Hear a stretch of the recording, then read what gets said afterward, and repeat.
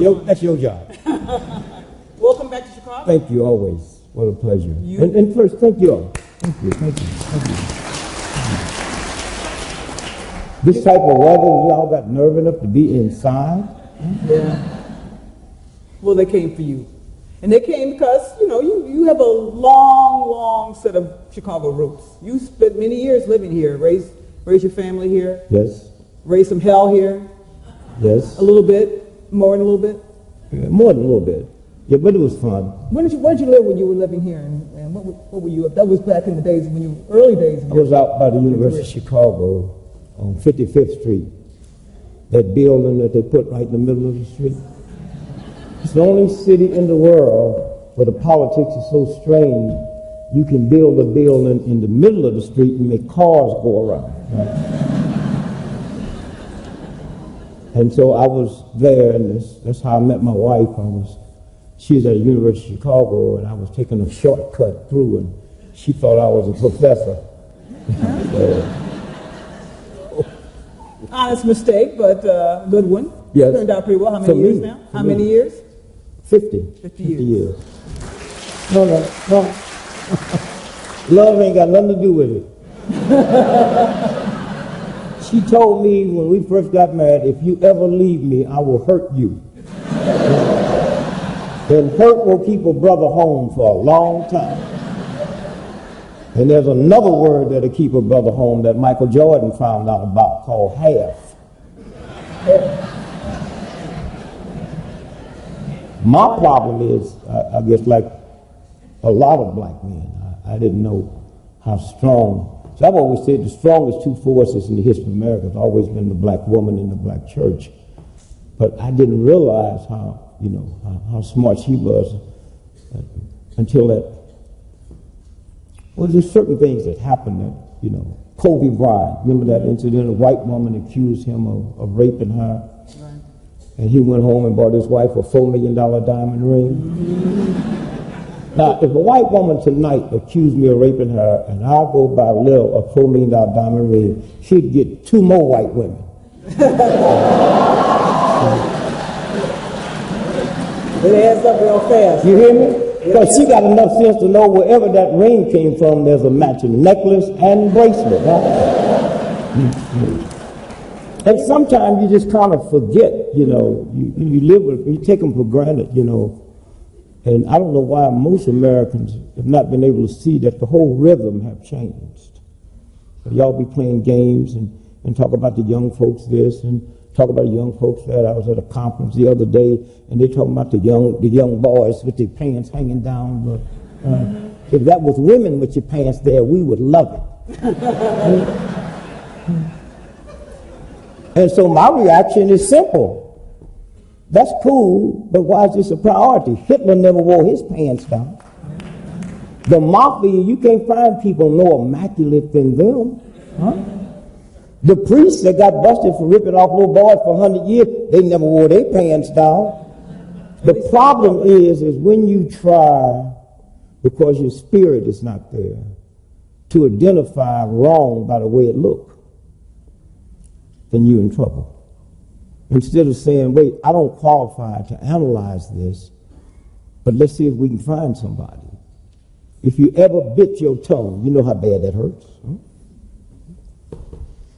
These white children go stick their tongue out and run 5 screws through it, and they're not taking painkiller, and y'all so arrogant and on a crazy side of nothing, locked up with greed. You don't even know what that means. Anytime your young folks start inflicting pain on themselves, and you better watch it. If you go back and check and find out why the Chinese hate the Japanese, because of the invasion in 1933. And they had instructions not to kill the leaders. Every young Chinese man you see with a tattoo blow their brains out, and you don't even know what they knew. The tattoo represents revolution. So y'all can laugh at these children if you want and think they're crazy. And anyway, that's up. Good advice. Good advice. You mentioned politics and that big building on the south side. Yes. And there's another big building downtown that back in the day when you were doing your protesting stuff, you called the Snake Pit. You remember that? You called City Hall a snake pit, and you called the gentleman who was running at the time a snake. You remember who that was? You know, why you tell me I can't bring no gun here, and then you start bringing up all that stuff? You said it. What, you trying to get a story for the Mars paper? I write for the Sun-Times, remember? Yes. Okay. So, but Richard J. Daley, you ran against Richard J. Daley. You marched outside of his house. I ran against him, and I couldn't understand why he was so upset. I had white cops that didn't even like me was coming to tell me, said, you know, you can die for what you're doing. I didn't really. And what they were talking about was, this man was probably, you'd have to go back to the early days of the Roman Empire to find someone that was his most powerful. There was more powerful. Yeah. His embarrassment was that I was running as a write-in candidate.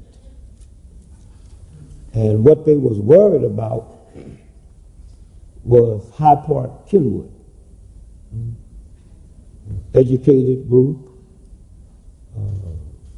money group, and they know how to write in.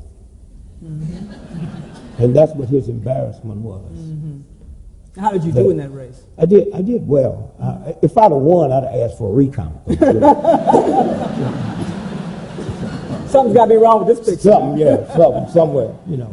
It's just like when they found Richard Nixon's hate list, and the AP called me, Mr. Gregory, we got a hate list of Dick Nixon, and you number 3. Can we get a comment from you? I said, tell him I accept before he change his mind. You know?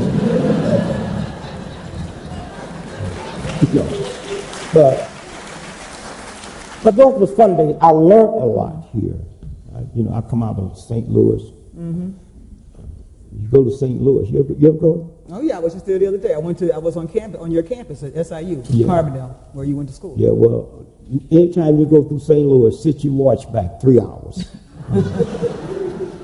It's slow down there, huh? Slow.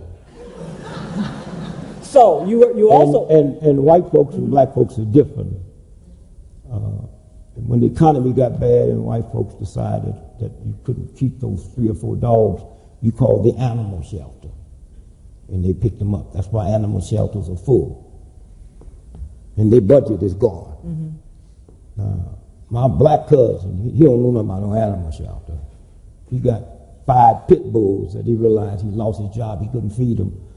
So he carried them in his car 30 miles outside of St. Louis to a little town called Kenlock and just let them go. They beat him home.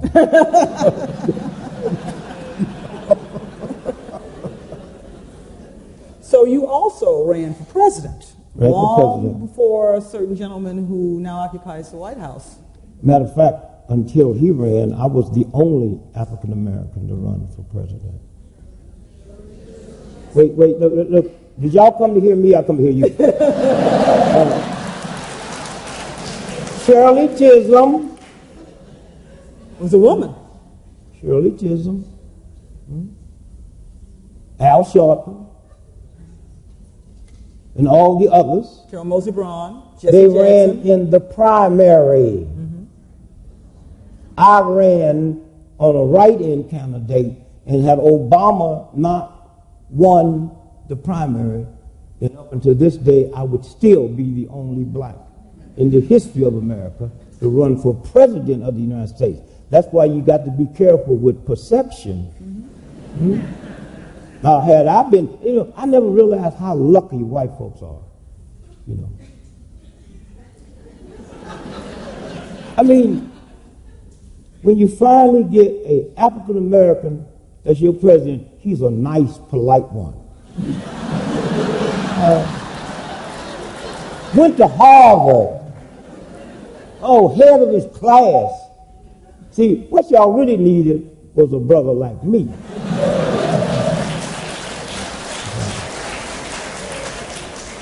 And you'd have had a lot to write about. Oh, yeah. So my first act, after I was sworn in, would go to the White House and dig up that rose garden and plant me a watermelon patch. Well, Michelle's got that garden. Maybe you can talk to her about that now. No, They're they're not into that, huh? they are kind of, and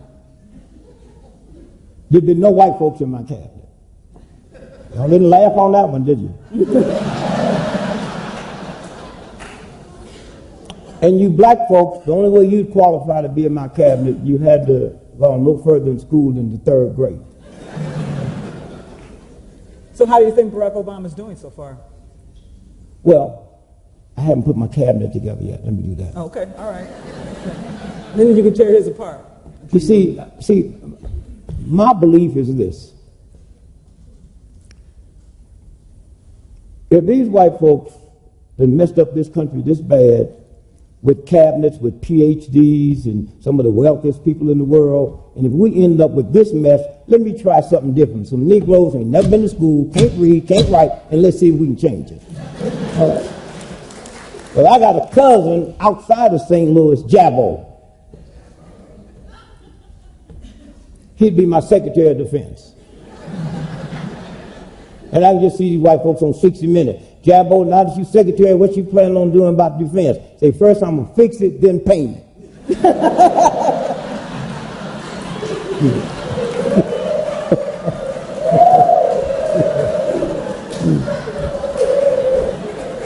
Now, what did you ask me? I asked you, how's Obama doing?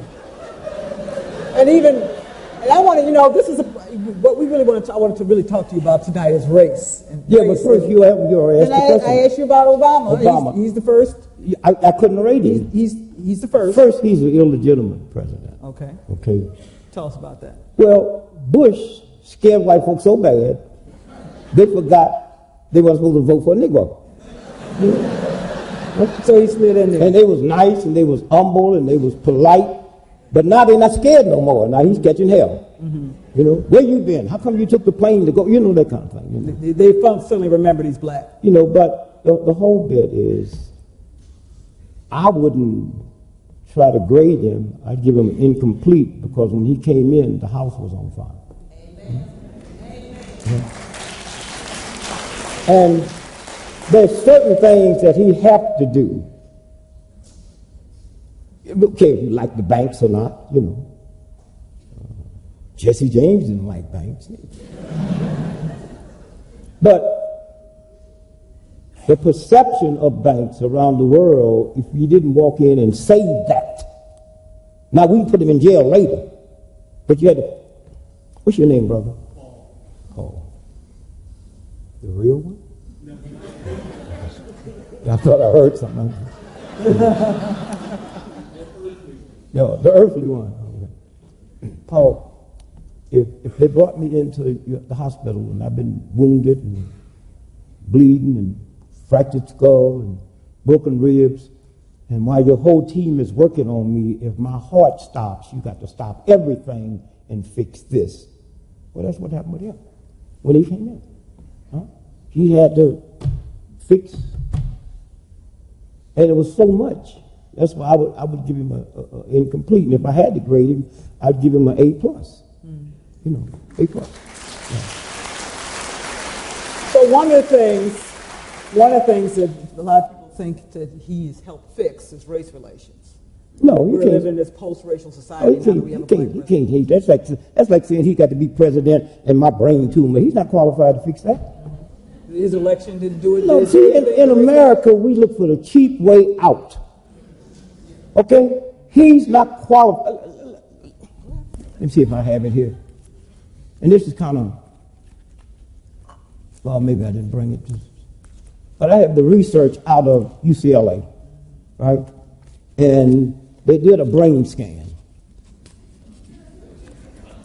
on black folks and white folks. This man, he reads, and you spend $1,000 a week, right? A week, yes, on papers. Reads everything. Well, I get $1,000 word. I don't pay them all the time. But you don't. And you're not even on the internet. You're getting it free. No, I just know. I don't do none of that computer stuff. I patterned my life after Queen Elizabeth.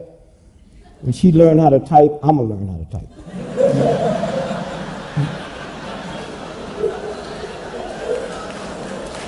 Well, Queen Elizabeth, you see, if I say something about white folks tonight, you can be guaranteed I'm not talking about you. See what I mean by that? White is not a color, it's an attitude. And if you don't have trillions of dollars in the bank that you don't need, you can't have the attitude. I'm talking about Queen Elizabeth type white folks. And most of the black folks, y'all know we owe y'all a serious apology because we mad at the wrong white folks. White folks we mad at couldn't help us if they liked us. Matter of fact, they'll kill you on the way to get me. And I guess what I'm trying to say is Queen Elizabeth made $360 million every 24 hours just interest on her money. Now, them these white folks. They're not honest, they're not ethical, they're not spiritual, they're not godly, but they don't lie. See, we're going to war to protect our interests.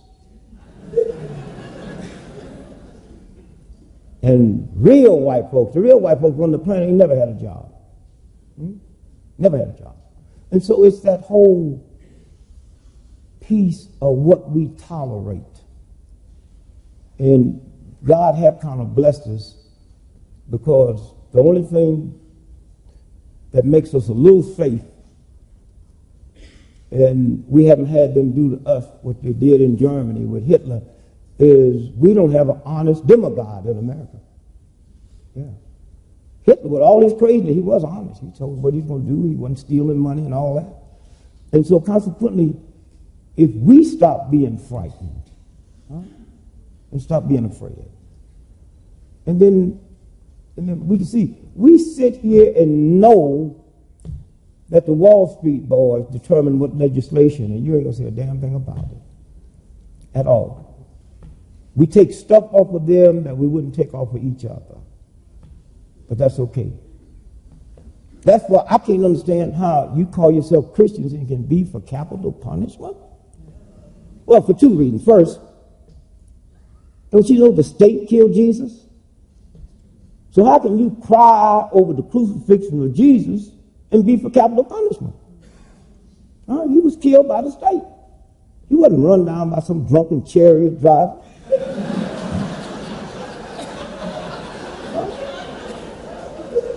And if Jesus Christ came back, that's why I stopped. That's why I stopped going to my Baptist church on Easter. So I'm so tired of you black folks every Easter. Were you there when they crucified the Lord? You know, that's a cheap song to sing 2,000 years later. You wasn't there then, and most of you wouldn't show up now. And if Jesus Christ came back to America today and bugged the wrong people, they give him an electric chair. Yeah. And all us Christians be walking around with big chairs around our neck, right? There you go.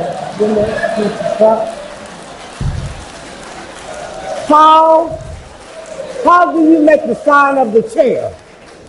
How do you make the sign of the chair?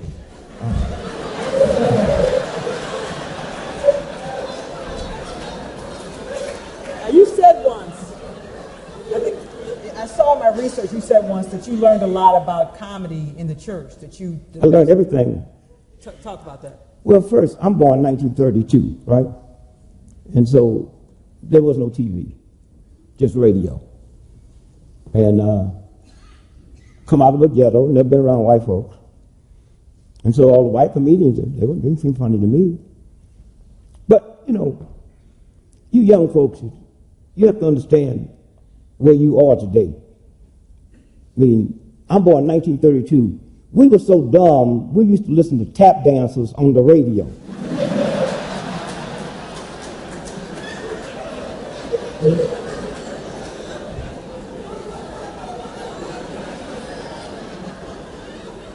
I mean, can you believe, especially you old black folks. Hey, old black folks now, I don't know what's wrong with these young'uns. When we was their age, we didn't have to lock no doors. You didn't have nothing. I'm so poor and hungry and ragged when I was a child, the best day we had in our house was Halloween. That's the day you could wear your natural clothes. And everybody thought you was dressed for the occasion. Woo, look at Richard, got on shoes, look just like feet. So the church, we were talking about the church. Well, we didn't have nightclubs in St. Louis. And the ones we had was blues and jazz. So there were no comedies. Mm-hmm. So when I hit it big and someone said, where did you learn your comedy? And I realized mine's not comedy, it's humor. And I learned the black church, black preacher. I can just speak for black preachers, white probably the same. Have a new sermon every week, 52 sermons, and don't have Hollywood writers. And never give the same sermon over. And they are funny. They don't leave the house to go to church to tell you jokes. It's just something when you into that zone. Like the funniest laugh you ever had in your life didn't come from no professional comedians, come from friends and relatives. You'd be laying all over on the floor. They tell the same jokes every Thanksgiving, the same way. The difference between being funny and being a comedian is timing. Timing. Huh? Well, why would you need timing if you talking from your spirit, from your heart?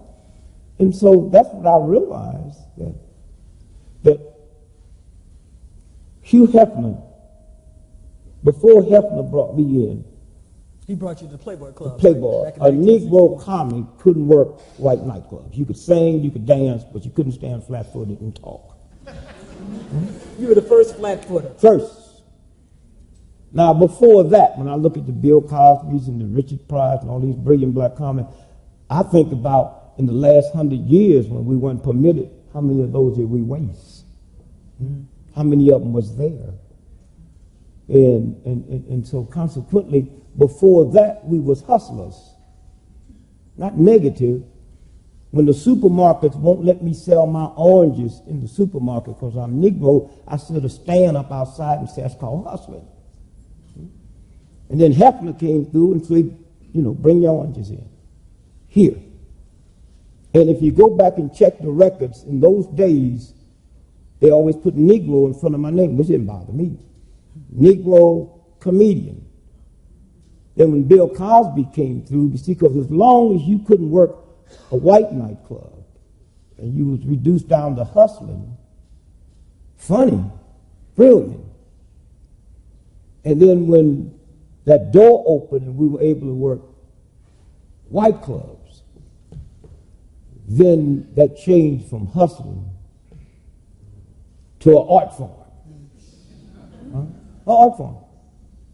And what makes Bill Cosby so genius is the same thing that made Michelangelo, all the great artists, because he paint pictures with his voice.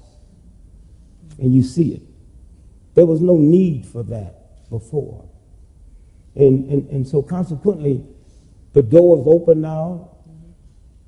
White women, black women, Asian women, that one knockdown created what you see now. What do you think of some of the comics that are coming along now? I love them. Chris Rock. I love them. One of my grandchildren told me, if you go to the movie, Granddad, and the music too loud, you're just too old to be in there.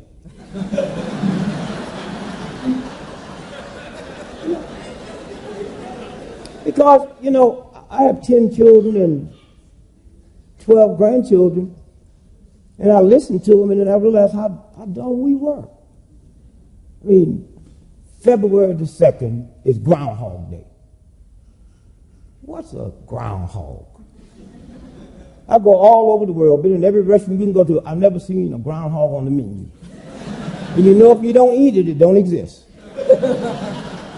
But listen what they tell us. On February the 2nd, if the groundhog sees his shadow, you know the story, right? 6 more weeks of winter. Huh? Now, spring is March 21st. And when you get home, get your calendar and count from February the 2nd to March 21st. That is 6 weeks. Groundhog ain't got a damn thing to do with it.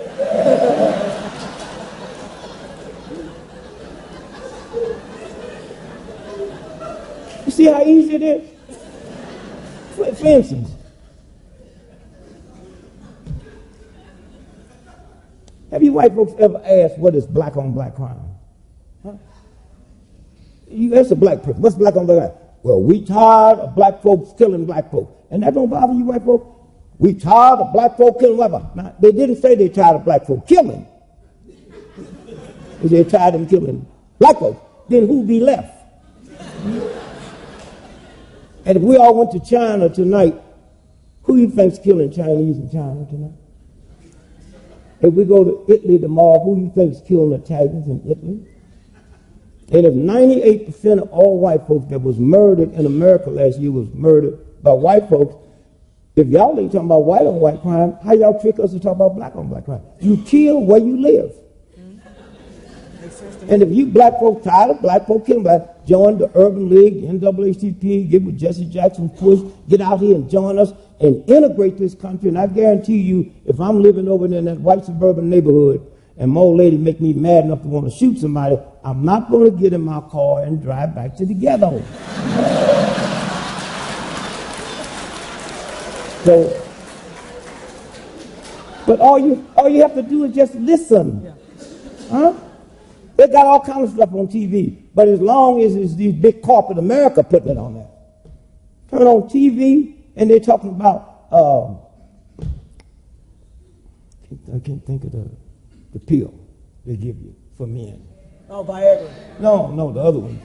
Viagra is a 2.5 hour erection, this other one. Come on, help me, y'all know. See, Alice, white folks, you know what it is. Yeah. And if you white folks don't believe there's a difference between black and white, they tell you if you have a 4-hour erection, go to the emergency room. In my neighborhood, a 4-hour erection is called a treat. You go to the damn drugstore and tip the pharmacy. Speaking of... And they say erection right in front of your children. So my grandson, 4 years old, walked up to me and said, "Granddad, what's an erection?" I said, "Go ask your grandmother." That's why I said, y'all got to be careful about these sisters. He came back smiling. I said, "Well, what did she say?" She told me that she'll tell me later, but for me to tell you, she haven't seen one of them things around the house in years.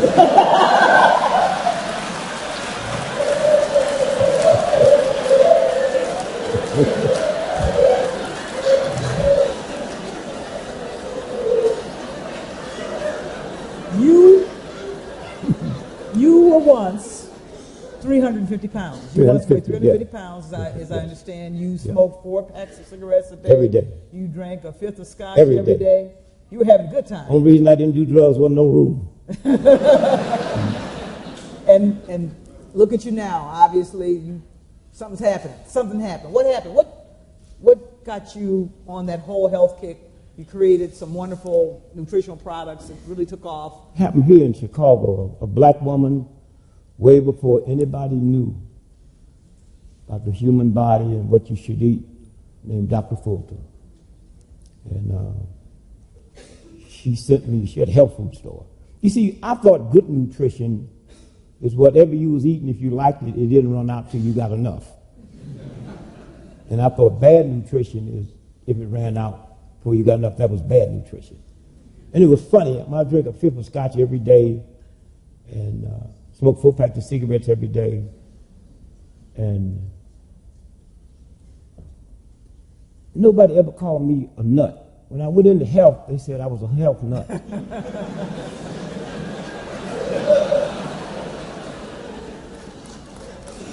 And I came up just like everybody else. Doctors, that's all I knew. This 98-year-old woman went to see the doctor. She said, "Doctor, my right knee hurt." He said, "How old are you?" She said, 98. He said, "That's why your right knee hurt." She said, "Doc, my left knee is 98 and it don't hurt."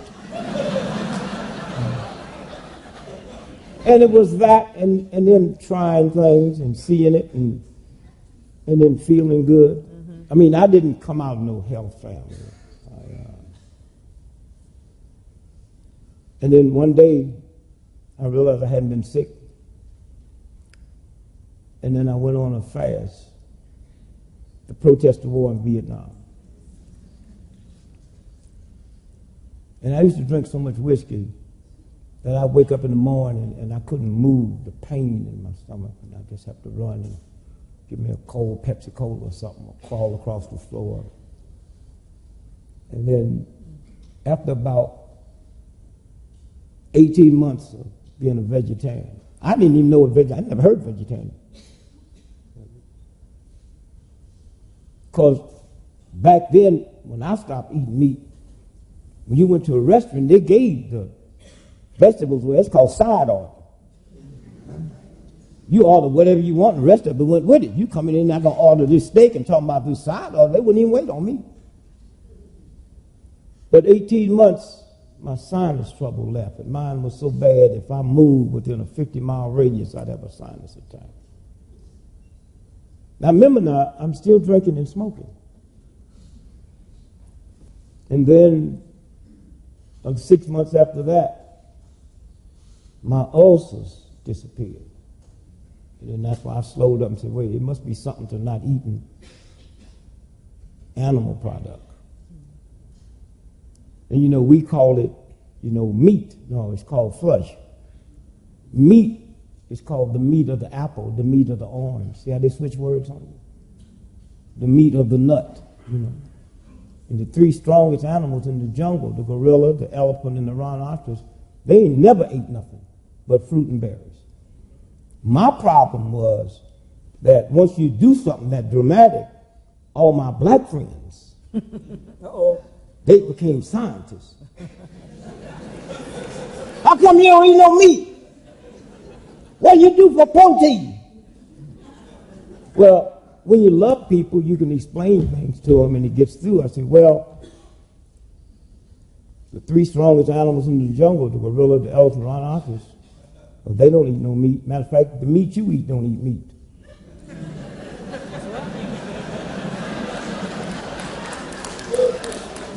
See how simple it is? And matter of fact, protein, there's a lot of protein in a steak. But cows don't eat steak. See how you have to do it? And then little by little, and then when I lost the weight, I'll be honest, I don't think I could have lost the weight had I not been fasting. I went 40-day fast to protest the war in Vietnam. And then I extended it to another 40 days. So I went 40 days on water, 40 days on fruit juice, and 40 days on fruit, and 40 days on water. And when I got through, I was 92 pounds. Wow. Down from 350. And I had stopped smoking and stopped. I didn't mean to. See, I advocate that people belong to AA to take a drink on the way because that other stuff ain't worked. That drink is the 13th step. And so what I did is, had I stopped smoking and drinking at the same time, then I probably wouldn't have been here now. Because I would have thought it was the smoking and drinking that changed it. But I was smoking and drinking, and the only thing I had changed was animal product. Anything died starts decomposing. Decomposition is mucus and pus.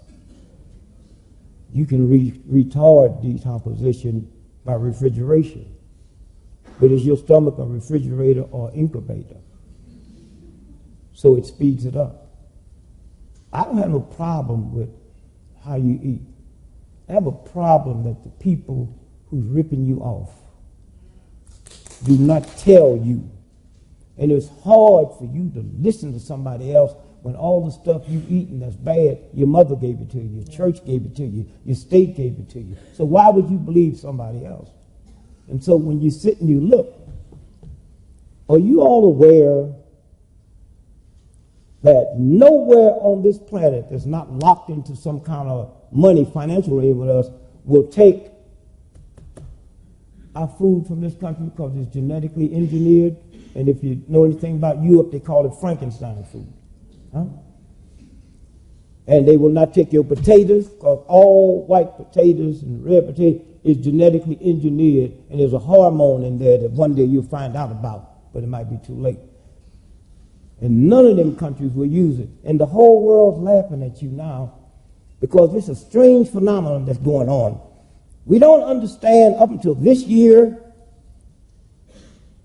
98% of the folks died from the flu was 65 and over. Y'all been reading that? This year is different. This year, 87% of the flu deaths is 65 and down, with the highest number from 36 to 20. And all over the world, they laughing, saying genetically engineered potatoes. They're getting it from the fast food. Now let's look at it. China's the most populated country in the world. They've had 300 cases and no deaths. No fast food. No potatoes from here. Okay? India, populated, 37 cases. Russia, none, but you know how they lie. And so it's that whole thing. Yeah. Now, 3 top killers in America. You know, people ask me, I'm 77, right? They say, you look so well. How do you know when you're getting old? You know when you're getting old. When somebody compliments them beautiful alligator shoes you wearing and you barefooted.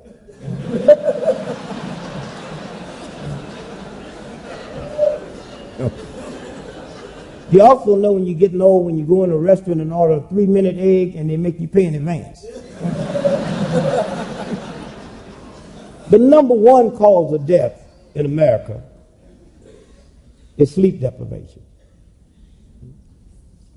Number 2, dehydration. And number 3, lack of physical fitness. All of them are free. All of them is a gift from the universe. But we don't have time. And you have to pay a price. So I was telling my wife the other day, I'm 77, she's 72, and we don't have a prescription between the two of us. Wow. And that's you know, that's, you know, and so if you drink the water and walk. This black woman came up to me and she said, you know, you say walk, but I got a bad leg. Walk bad. Walk the same way you walk when you go buy them lottery tickets. I'm sorry, you. That's okay. It's just about time. I want to give the audience a chance to weigh in here and ask you a few questions. But so get ready if you have questions. We're going to have someone walking around the room with the mic. But I just want to go do a real quick riff with you. Yes, please. On some names, because okay. You just know so many people and know so much history. And I just want to give me a line or two on each one of these names. Lillian Gregory. My wife. My daughter asked me one day. She said, "Dad, those of y'all know me, I'm brilliant. They just out. All their life they finish. I come out of the ghetto with no education. I'd be scared when somebody called me Dad." So she said, "Dad," she was like 7 years old. She said, "We doing this essay, and I had a choice to do it on space astronauts or do it on the family. So I decided to do it on family. And I asked Mother, can I interview you? And I said, yes." So she said, "How did you propose to Mom?" And I said, "Well, Michelle, me and your mother got married on February the 2nd, and you was born on March 28th. She said, "Oh, I think I'll do it on the astronauts." Right? Michael Jackson. Michael Jackson. Michael Jackson, I knew him personally. I could not tell you 10 friends of his because I didn't know him from that level. I put him on a 30-day water fast, and he went on a 30-day water fast. We can call Michael crazy and all of that if we want, but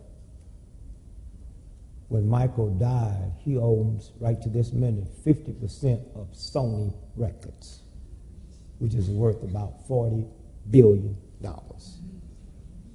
Now, what he didn't know, and I got this from friends from British intelligence, that under the land in Netherlands is more oil than is in Kuwait. Okay? And so, as close as we was, I didn't want to get involved with that with him because I got it for some friends for me. He had the mind of a child. He asked me one day, "Why am I so strange? Why am I so weird?" I said, "Well, you are that."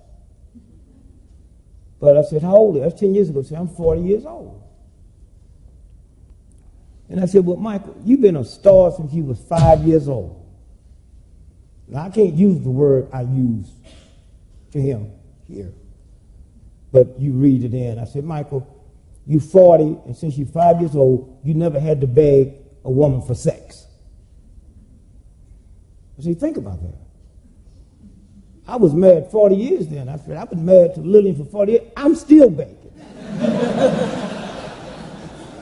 And if I had to take off 77, if I had to count all the time that I begged for sex, I'd be about 15 years old now. But think about Michael. Think about never walking to school in the wintertime or in the summertime when it's hot, or being pressed for homework, or sitting in class nervous, wondering if you passing that. They're private tutors. There ain't no private tutor going to mess around when they know their job depends on that. So all of those normal things. One more. Room service. Room service. If you had a room service, you eat at the restaurant. You know the strange thing about room service in a restaurant? You can't smell the food. When you're at home, you smell the onions and the garlic, and you smell everything. So all his life, I told Michael one day, I'm surprised you get up in the middle of the morning and open up the refrigerator and the light come on, you don't start doing your act. But he was that genius, but who wouldn't be if all they had to do was that? Huh? They didn't have to worry about money. Huh? They didn't have to worry about this, they didn't have to worry about that. You know, and you ladies, you see, I don't know what pressure that put on us men. I tell people about Clarence Thomas. Now, some of y'all don't like Clarence Thomas, but you got to understand, Clarence Thomas was poor, black, rural, mama couldn't read or write. He had nappy hair, thick jaws, wide nose, but he looked real Negroic. And you black women wouldn't go to the prom with him. So he married him a white woman and hate us all. So I teach my granddaughters, just go to the prom with him. Do we have a question? Yes. Yes, thank you. Wait, she got to bring the mic down to me. It's being recorded. Okay. Okay. Thank you for being here. You mentioned that when you were hired by Hugh Hefner at the Playboy Yes. Club that he listed you as a Negro comedian. Well, Yes. Chicago Humanities Festival listed you as an African American comedian in the bios. What's the difference? Between African and African? Well, what is a Negro? That's the first thing. It's not something that I named me. And I don't understand why you black folks are upset over the word nigger. You can never be a nigger. You named your autobiography. Nigger, yeah. Nigger. And if I had a child, it would be guaranteed right now at 77, God would bless me and give me a boy child that would grow up to be the greatest athlete in the history of the planet. Greatest runner, greatest distance runner, greatest hurdler, greatest football, basketball. I'd name him nigger, so y'all have to sit the radio and say, and nigger cuts to the left. And you better not say that nigger, because his name ain't that nigger, his name is nigger. And then all at once, the O.J. Simpson trial came through, and millions of people believe he did it, but he beat it because the way Mark Furman used the word nigger. So someone other than us decided it's going to be switched to the N-word, and black folk went along with it. You think my Jewish brothers and sisters be stupid enough because some Germans was upset over Hitler, they changed the word swastika to the S and concentration camp to the C word? If you ask Jews all over the world, what did Jesse Jackson say to make you mad? He said, Town, not the H word. And that's what I love about my, if I had to be born over again, I want to be Irish. Why? Because they didn't call Irish nigger, they called them drunken fighting Irish. Okay, and what they did, they took the word drunken off and carried fighting Irish to Notre Dame. Okay. Anybody over here? Questions? We have a mic. Questions? Did you finish, y'all? Okay. Thank you. So you don't have any problem with that word? Huh? You don't have any problem with that word? Look, if I juiced the orange right now and threw it on you, if you stupid enough to believe you're orange, then you something wrong here.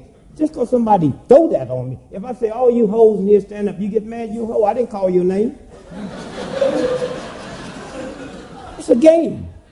Yeah. And look, when the gays was in the closet, they couldn't be cops. They couldn't be principals of schools. There were a lot of jobs they couldn't get. When they came out the closet, things changed. So how come coming out the closet is good for everybody except me? We're going to put nigger in the closet. America is mature enough to deal with that filthy word. It didn't come from another planet. It was created right here by homegrown American boys. And let me tell you something. When I was growing up as a child, there was a lot of people scared of their headaches. They didn't want to get checked because they might find out it's a brain tumor. Well, you keep lying and covering up stuff, and you die just like them old folks died that didn't want to hear the truth. Somewhere, you women didn't get to be pilots and president, all these men, because you hid the fact. You let them know we don't like what's going on. And when I think about, if I was a white woman, I would just tear up the 15th Amendment. 15th Amendment gave black slave, ex-slave men the right to vote. And you didn't get it till 1920. And you came over on the boat with the boy. Huh? And so when you stop and think about, no, you can never be a nigger just because somebody, all right, let me put it this way. You're a billionaire. Now go to Neiman Marcus and run up your account. Just because I call you a billionaire don't make you one. And the problem that bothers me, that anything negative you call, you can take that, but if I called you a billionaire, oh, he must be crazy. And so somewhere, that's why I have a problem when you hide anything. Huh? We are where we are now in America. We're a better nation now than we was before the King and the Civil Rights Movement because we was hiding it. And now we got to get to the point. The paper I was looking for was this. Y'all probably punch it up on the internet. UCLA Psychiatrist Department did a huge piece where they put a brain scan on 100 white folks. And it showed up on a huge screen, the brain. And it had all the segments, happiness, sadness, fear, fright. And out of them 100 white folks, they showed them pictures of their family. It's already been prearranged. Pictures of the family, pictures of where they grew up, pictures of folks they knew when they were little children. And you could see this lovely, quiet tranquility. Then they showed them a picture of a black man. And 63% of them, fear damn near jumped through their skull, and they're not aware of this. Now, put that on hold.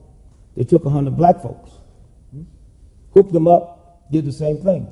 Showed them a picture of a black man. 64% of them reacted the same way. You don't qualify to change this if you don't know what go on in the human body. We played long enough on this emotional crap. Now let's sit down and bring in some honest folks, not some old people that want to trick scientists. I'm in Budapest not too long ago, and they're talking about climate change. And all these brilliant people standing up, and they said, well, this scientist said it's not, this scientist said not. So I just got down in my ghetto drag. I said, well, I don't know nothing about, climate change. All I know is this. I know that there's glaciers been there for millions of years. They melting. Case over. But a lot of y'all feel like you got to be smart and all that kind of stuff. You black folks, some white folks want to find out what was in my head. They read all my stuff. So they bring me over, $40,000. They just want to hear. Mr. Gregory, what's some of the pressing things you have on your mind today? Now I'm going to tell them, right? I said, well, I'm trying to find out what happened to albinos after high school. You know what I mean? Every high school got albinos, then they disappear. I want to know where they go. An albino ain't never raped a woman. They'd be easy to find. I've been in the military, no albinos, huh? I work the audience like this all the time. No albinos. I'm on the plane every day. No albinos. What happened to albinos after high school? They couldn't handle it. They said, well, what's the next thing, Miss Bobby? I said, I'm 76 years old, and I've never seen a baby pigeon.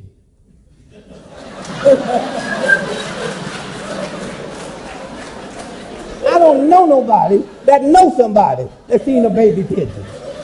And when you see pigeons, they're always sitting up on electric wires. Where did they sit before there was electric? Anyway. We have time for 2 more questions. Questions, okay. Recently in the news, there was a judge in the Deep South who refused to marry interracial couples on the excuse that their children, like Tiger Woods, would have major problems. If he were here in the audience today, what would you like to say to him? To them, to who? No, what do you mean? No, say that again. What would you say to the judge? To the judge? He resigned. He resigned, yeah. Yes. He didn't resign. But if you were here right now. He embarrassed the whole state and the whole nation. Huh? You know, there's a whole lot of things that embarrass us, that we at war. We got a democracy now that we've spoken to the whole world, and this is just not some thug on the corner. This is a judge with that attitude. There's a whole lot of Americans got that attitude. And we tolerate it because you can hide your feelings. You don't have to come out, you know. The dumber you are, you know, it's like, why do you think they put all these swastikas on Jewish temples? Because that dumb white boy, he can't recognize a Jew. He see him coming out there, it's just another white dude. Huh? But that's his church over there. They put swastikas and all that stuff on.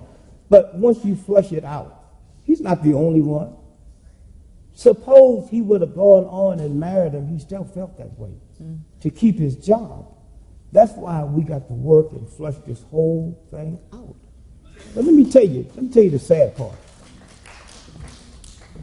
It's a weak clap.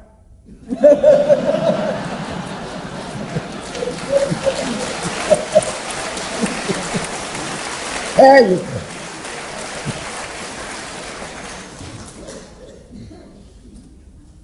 I want y'all to hear this good. Most black folk, sometimes we make mistakes, can recognize a racist white the same way you can recognize my blackness. We act like we don't. When I'm with white folks when I was growing up, I hear them say them effing Jews, or if you feel that way about somebody that white, I know how you feel about me. When all at once, when you refer to my sister as gal. So there's little things. But I say this to say this, that I believe that there would come a day I could walk through an airport and they could have a camera that could protect a bottle of water in my bag that I didn't know was there. When I was a little boy, people didn't know nothing about brain tumors. They thought it was migraine headaches. They hadn't invented the machines to go in there and see the tumor, then test it to see if it was malignant. And when I was a little boy, when they gave you brain surgery, they took a saw and they cut your skull over. Now they go up through your nose. Huh? That's how fast it's going. So DNA didn't just get invented. When we discovered it, DNA been here since day one. But look at all the people that died and been to jail wrong because the invention was. Now hear me good. There will come a day that they can run a test. Right now, when you get out the car and they test you for driving drunk or drunk, you think they need the blood, they got a flashlight they can shine over there and pick up your alcohol level. Okay? There will come a day when these brilliant scientists, not born now, will be able to test you and tell if you're racist or sexist, if you hate Jews, if you hate black folks. Why? To save their companies from lawsuits. Huh? All right? Okay? It's all about the money. And just like 100 years ago, most folks didn't know what cancer was, didn't know what a heart attack was. They existed And so we're going to be into a whole new world now because this thing has become global. And that's why, hey, when you go outside this country and you hear them talking about the ugly Americans, they ain't talking about black folks, and they should, because some of us are just as ugly as you. And our behavior. All of that is going to have to change. That's how Obama have changed things around the world. That's why we had 15 minutes to try to get stuff right. And when he went to that first G8 meeting in London, and if you've been following the G8 meetings and the G20 meetings all over the world for the last 20 years, white children have showed up, and whoever's the president, they burn him in effigy. You've always seen it. Except in London, when Obama was sworn in, and 2 weeks later he went to London, they didn't hang him because they sensitive to how many black folks been lynched. Now, how can foreigners be this sensitive, but we can't at home? And you dropping it, huh?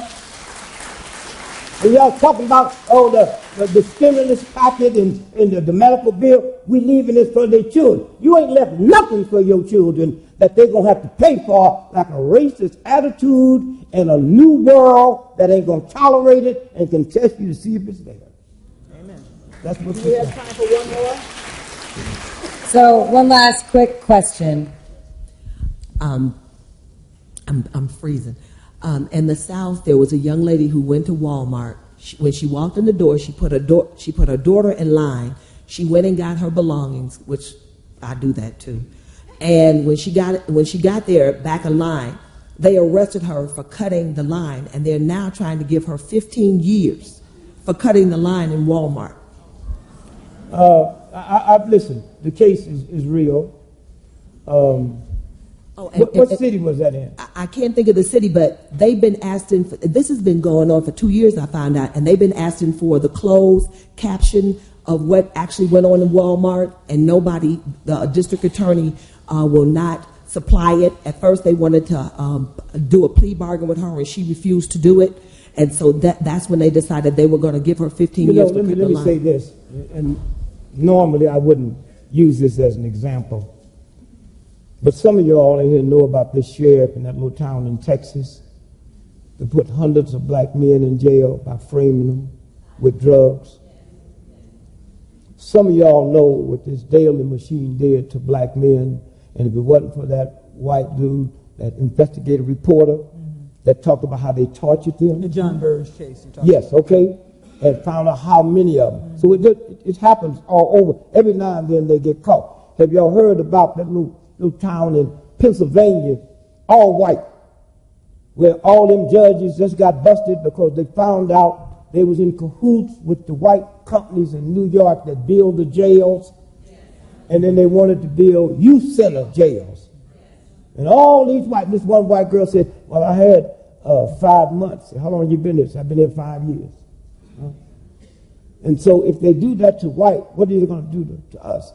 You must remember one thing that I never learned until I went south in the civil rights movement.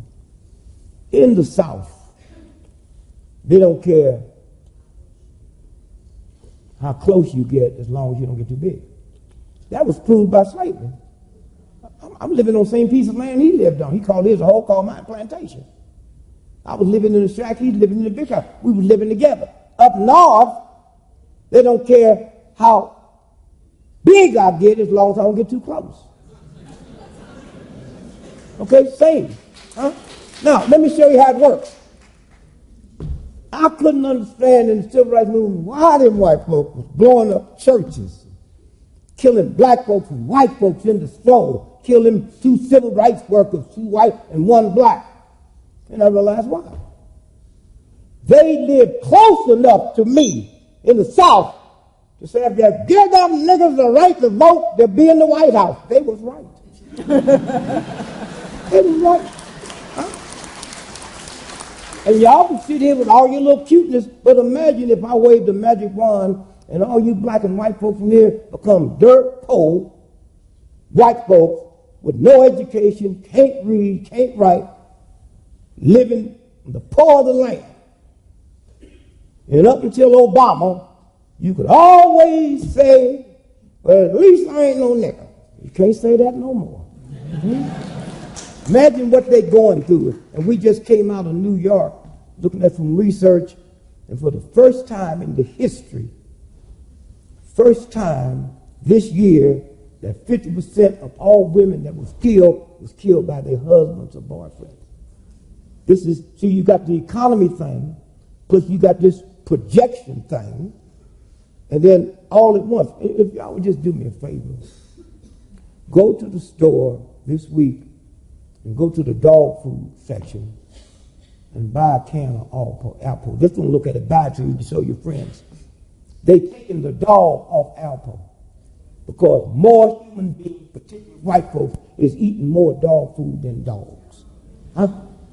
Now, the pride, I don't want to talk about it. I want to go through. So this whole mixing, I'm telling y'all, if this thing don't change, I mean, we got one set of rules, for black folks, another set of rules for white folks, another set of rules for women. When I looked at Jeremiah Wright, when they were saying, well, how come you didn't leave the church? And the boy, like I said, he's just kind of nice because he asked me that. I just said, well, I didn't see no Catholic priests and nuns leaving the church when the priest got caught. So why I got to be different? Hillary asked the question.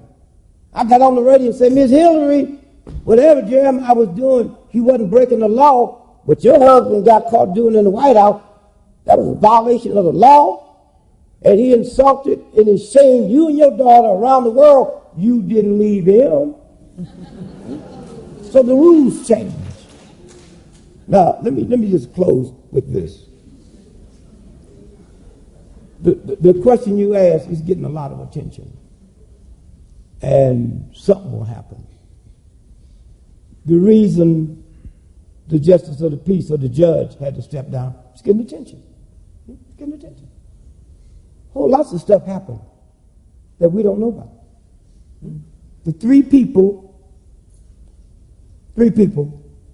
that's the cause of slavery ending in the Civil War before Lincoln was one. I don't know why I can't think of his name. Brilliant. Come on. I was just at his award for Bill Cosby. Mark Twain. Y'all don't know who Mark Twain is. Mark Twain was born on Halley's Comet. It comes every 75 years. 75 years later, he died on Halley's Comet. What did he do?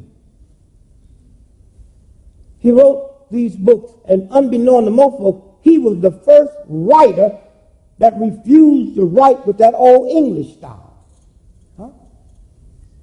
He wrote Southern, Midwestern America. And when he wrote Huck Finn, Nigger Jim, if you don't understand his intelligence and where he was coming from. You see, before he said Nigger Jim, all black folks was nigger. Come here, nigger. And when that white boy said nigger, all y'all looked. Because nigger didn't have a name. I was Cochapee's nigger. And then Mark Twain came through for the first time in the history of America and gave nigger a name. This nigger is named Jim. It's the first time that ever happened. And if you go back and read Huck Finn, you notice when they're sitting on the riverbank fishing, it's the first conversation of a black and a white as human beings. He wasn't talking to him like you own me, and he wasn't putting the worms on his fish hook.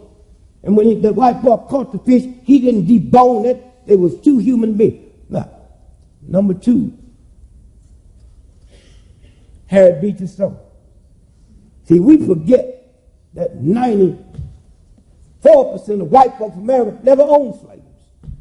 So they didn't know what slaves went through until she wrote Uncle Tom's Cabin, and them white folk got to read what Uncle Tom went through, and the atmosphere changed. Okay? So you got a black man that has a name for the first time, then she comes around and tell you who didn't know. And then when you go way back down before that, John Brown. Y'all talk about heroes if you want. John Brown. John Brown. See, I didn't know Harper's Ferry.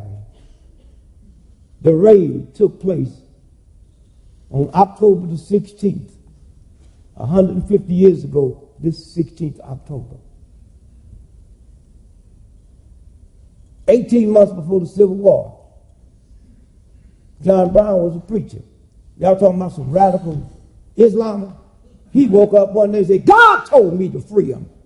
And he got him a little posse together, a little group, including his sons, and raided Harper's Ferry. It was one of the 2 places in America where the government stored ammunition.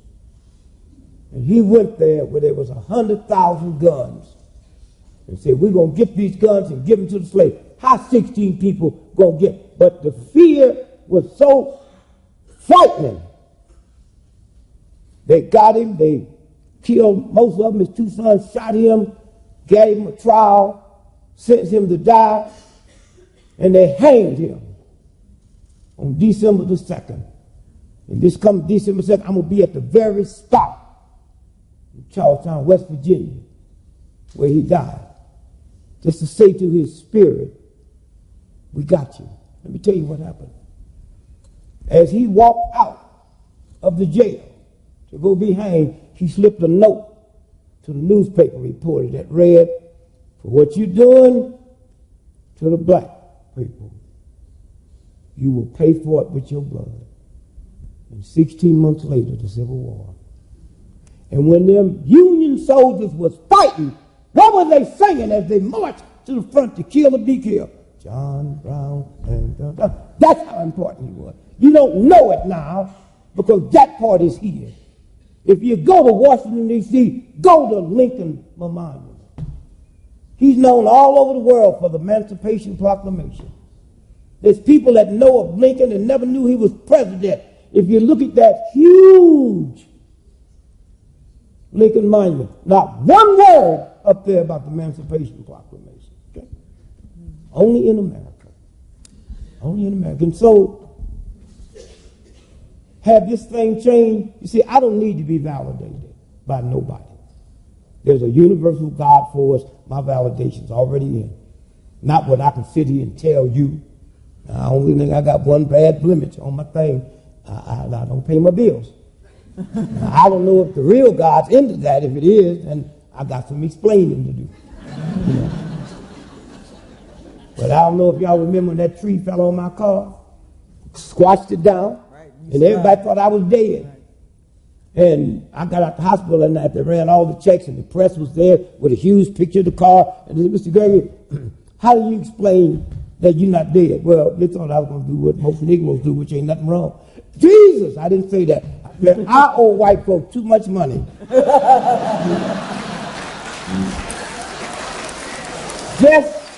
Just my Neiman Marcus account. Now, I say that to say this. 40 years ago, when I'm running in Mississippi for my life, did I ever believe that I could stand here tonight and tell you in Mississippi tonight, a black man's head of Mississippi State Troopers, black woman's head of social services? Did I ever think I would see today that white folks would ask me to comment on white folk problems? I'm coming back from Europe 3 weeks ago, and CNN's there at Kennedy. I mean, Gregory, you think we'll ever catch Bin Laden? I say, we? I ain't looking for him. I'm still trying to find out who my daddy is. Thank you, baby. Thank you, baby. Thank you. Thank you so much.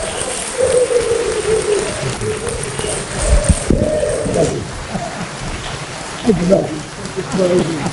Thank you.